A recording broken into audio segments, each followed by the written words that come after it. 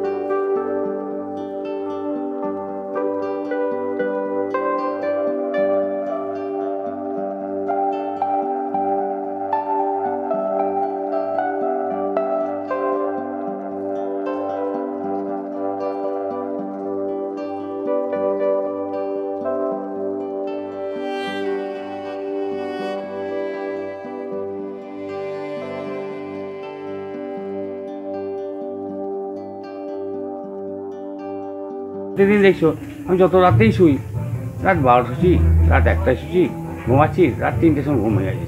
তার মধ্যে ঈশ্বর একটা সংকেত দিচ্ছে তোমাকে, তুমি উঠো, তুমি কাজ করো, তোমাকে চাইছি। ঈশ্বর তোমাকে আশীর্বাদ দেবে, ঈশ্বর তোমাকে এগিয়ে যাবে, কিন্তু তোমার কর্মটা করতে হবে। কর্মটা না করলে তো হবে না।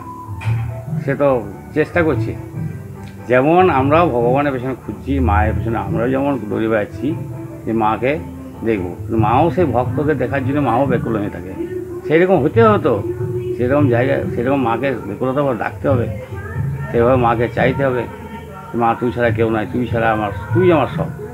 হ্যাঁ, মান সম্মান অপমান, এ আবার সাধু দেখিয়ে দিয়েছে। মান সম্মানে অপমানে কিছু ব্যাপার নেই, এটা কোনো ব্যাপারই নেই। হতেই পারে, আজকে মানুষ ভালো বলছে, কাল খারাপ বলতে পারে, এটা মানুষের স্বভাব, মানুষ করবে। কিন্তু এটা মনে রাখতে হবে যে আমরা সকলেই কিন্তু এত মুক্তি লাভের মানে মোক্ষ লাভের জন্যে আমরা কিন্তু জন্মছি, কিন্তু আমরা কেউ মনে রাখতে পারছি না সেটাকে। বিভিন্ন মায়াতে জড়িয়ে এমনভাবে করেছে, মায়া তো সব মায়া, এগুলা মায়াতে এমনভাবে জড়িয়ে দেবে না, এদিকে ইচ্ছাই হয়ে আসবে না। তারপরে মনে হয় ধুস ভগবানই নাই, হ্যাঁ এত কষ্ট এত দুঃখ হ্যান ত্যান এই করছি, বিরাট হয়ে গেছে, আর এই ঠাকুর ঠাকুর করছি, কিছুই হচ্ছে না। এই যে একটা মানে ভ্রান্ত তৈরি করেছে, এই যে ভ্রান্ত একটা তৈরি করেছে, তখনই মানে মনটাকে সে রাখতে হবে। রিপু তো আমাদের ছটা রিপুকে বশমুক্ত করা তো খুব মুশকিল আছে না। হ্যাঁ বলা যায় সহজে, কিন্তু করা যায় না। হয়তো আমি বলছি, হয়তো আমি ততখানি পাচ্ছি কি না সেটাও সন্দেহ আছে, তবে চেষ্টা করতে হবে, এত আয়ত্ত করার চেষ্টা করবে, কাবু রাখতে হবে, মানে ওগুলো ছাড়লে হবে না। হয়তো দেখছি যে এটা আমার ঘুরে যাওয়ার সঙ্গে সঙ্গে ঘুরে নিতে হবে। হ্যাঁ যেমন লোকটা অনেক সময় ত্যাগ করা যায়, যে সেখানে একজন আর 1,000 টাকা পড়ে গেল, আমি দেখে সঙ্গে সঙ্গে ঘুরিয়ে দিলাম। এমন সময় আছে, এমন লোক জন্মে গেল, ও পেয়ে গেল, টাকাটা আমি টুকরো করে দিলাম, লোকটাকে নাকি ত্যাগ করা গেল। হ্যাঁ লোভ, লালসা ত্যাগ করা গেল। এমন মায়া আছে, সে মায়াটাকে ত্যাগ করা যাচ্ছে না। আসক্তিকে কীভাবে ত্যাগ করা যায়? আসক্তি ত্যাগ করা যায়, মনটাকে তৈরি করতে হবে, কেন তৈরি করা যাবে না? আসক্তি কেন ত্যাগ হবে না? তবে একদিনে হবে কি? একদিনে হবে না, চেষ্টা চালিয়ে নিতে হবে। ও তো চাইবে সব সময়, আসক্তি সবসময় লিপ্ত হতে যাবে, কিন্তু ওকে মনটাকে এমনভাবে তৈরি করতে হবে যে আসক্তিটা দিয়ে তোমার জাগছে না। মনটা মানে এই যে আমাদের মন তো খুব দ্রুতগামী, মন যে কোথায় চলে যাবে, তুমি বলো আপনি আমেরিকায় যাবো তো আমেরিকায় চলে গিয়েছো, এরকম ব্যাপার। মনটাকে মানে নিয়ে আসতে হবে। আসক্তির দিকে যখন মন যাবে, যে চাইছে আসক্তিটা তুমি বুঝতে পারছি আমার আসক্তি, তুমি নিজেকে গুটিয়ে নিলে, একটু চেষ্টা করলে। পরিবেশ অনুযায়ী মানুষকে চলতে হচ্ছে। পরিবেশের বাইরে গেলে বা কিছু সত্য কথা আর কিছু বললে তখন সমাজে কত অসুবিধা আছে ও। হ্যাঁ পরিস্থিতি অনুযায়ী সবাইকে চলতে হয়।